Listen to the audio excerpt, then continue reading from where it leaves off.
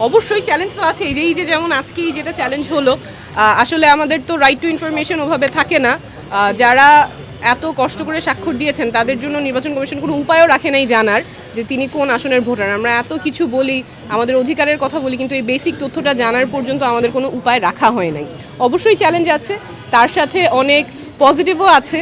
আমাদের যেহেতু দল থেকে না হয়ে স্বতন্ত্র যাচ্ছি, মানুষ একেবারেই খুব কাছে থেকে অনেক ভালোবাসা দিচ্ছে, তো অবশ্যই পজিটিভও আছে। জানতেন যে উনি ঢাকা ৯-এর ভোটার এবং তার জানার কোনো উপায় ছিল না যে সে ঢাকা ৯-এর ভোটার না। উনি গিয়ে ওয়েবসাইটে চেক করেছেন, ওনার ভোটার নাম্বারটা পান নাই, এনআইডি যেটা ছিল উনি জানতেন উনি ঢাকা ৯-এর ভোটার, সেভাবে তিনি স্বাক্ষর করেছেন।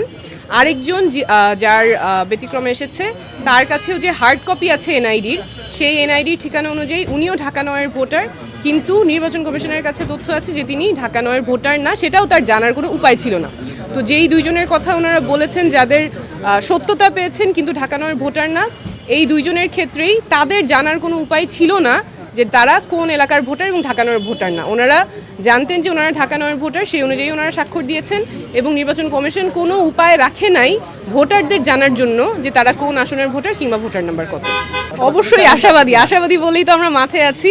আমাদের যেই যাত্রা, আমাদের যে লড়াই, স্বচ্ছতা জবাবদিহিতার রাজনীতির লড়াই, এটা জারি থাকবে।